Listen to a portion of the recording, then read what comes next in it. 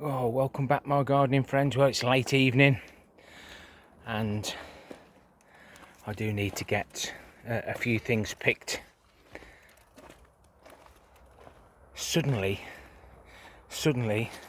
the long beans are ready. Don't they grow quickly?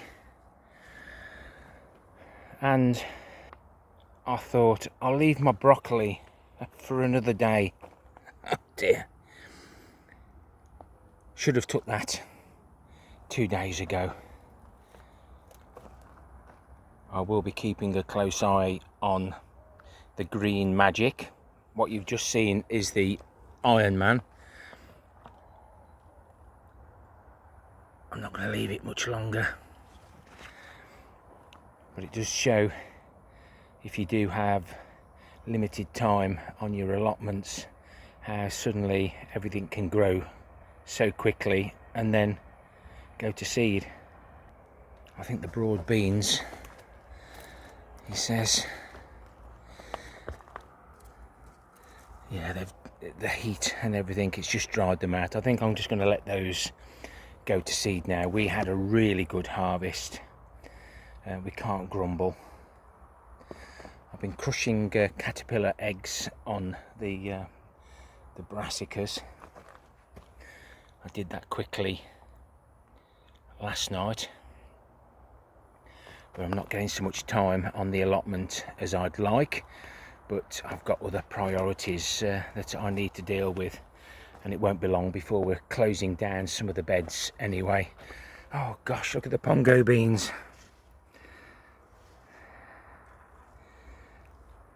And literally, that's the sort of size I like to pick them. No more than that. And definitely not when they get to this stage where the seed pods are fully filled. That's probably ideal for a cobra. Don't like to let anything get too big because it's so much better when it's so small. And I had a small row of the Hendrick snow peas that I had off Nick the gardener, and it's gone mad. As you can see here now, the pigeons are finishing it off, but there's so many of the sugar snap pods, so I shall be taking a few of those, and then we'll let a few go to seed, get those cleared out to give the pongos a little bit more room. But if you look here, if you've not grown pongos before,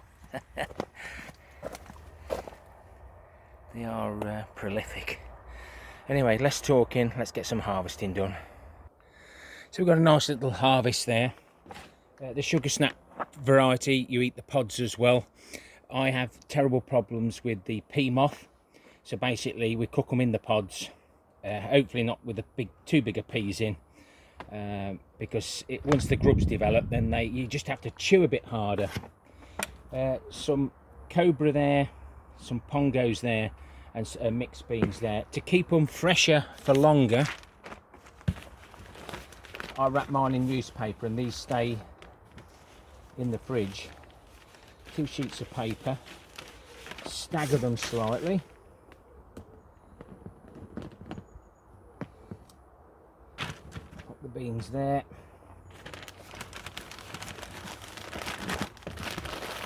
And we wrap them up. Put a bit of tape on to hold them. Ill prepared as usual. But if you look at the pongos and compared to the cobra, these are the ones that you want.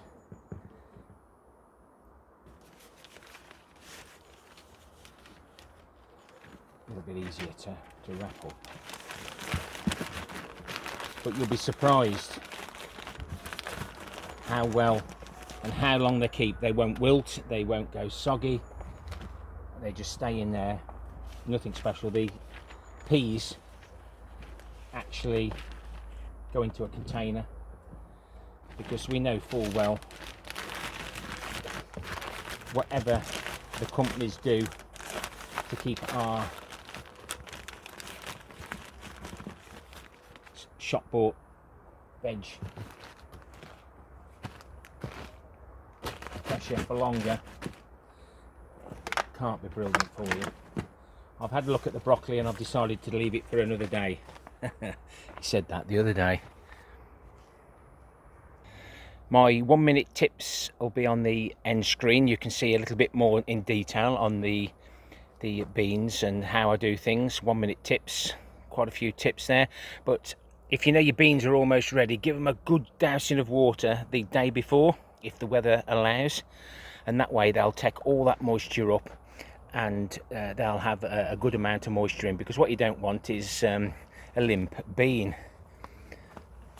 And here I've took all the big ones off the bottom, because if you don't, the plant thinks it's done enough.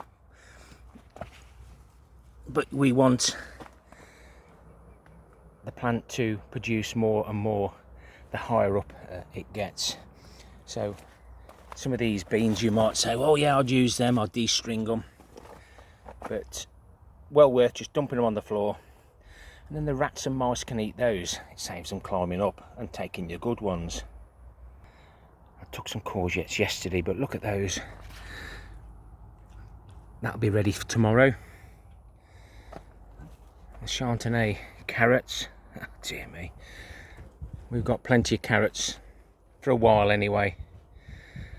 And looks like that last row of radish are gone to seed. My celery is going to seed. Lots of things are going to seed. But those tomatoes there, they're throwing out lovely flowers. Great for the pollinators, and hopefully we'll get some nice little tomatoes, a variety I haven't grown before. I haven't had time to plant this lettuce. I haven't had time to take this to the compost bin.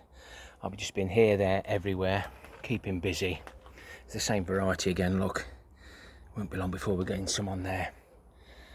So I do need to get some fruit tomorrow night to add to the scoreboard. The second blackberry bush is actually done quite well, even though I said it wasn't very good.